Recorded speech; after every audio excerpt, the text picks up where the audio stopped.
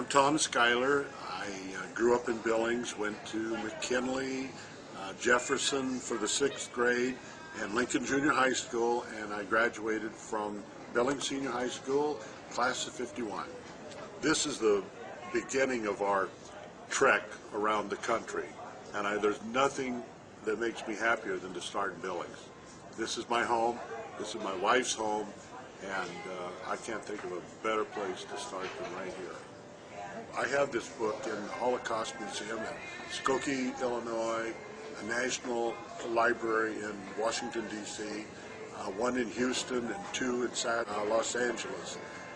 The people at the Holocaust libraries wanted something other than nonfiction, and they've had plenty of people writing about the atrocity.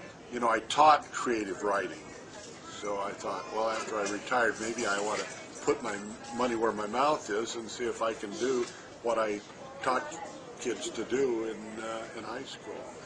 And so here I am. This is kind of where my path has led me. There were a couple things that I taught my students. First, write about something you know about, and then write about things that have really impressed you and have caused you to be interested. And I remember I was 12 years old, and I went to the movie at the Fox Theater in Billings. And the movie Tone News, this was in 1945. I'm watching the news, and here is General Eisenhower standing at the edge of this humongous pit somewhere in Europe. And here were hundreds and hundreds of bodies of Jewish Holocaust victims. I didn't want to write about the atrocities. There have been hundreds, if not thousands, of books written about the atrocities.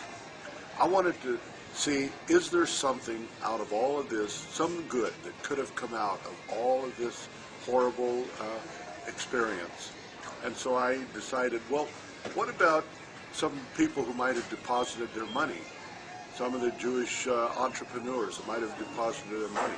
What happened to it? We know a lot of it went into Swiss banks.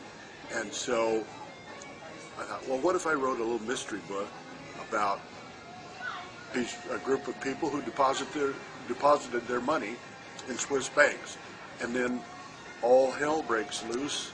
70 years later, one asks the question, is that money still there? What's it worth today? How would you get it out? And that's what my story is about. You can find it on my website, which would be www.therightfulheirs.com, and that will bring you in to buy it. You can buy it on Amazon. I believe it will be in Borders here in the next probably the next 60 days. You could probably finish it in 4 to 5 hours, and it's full of suspense and action, lots of action all the way.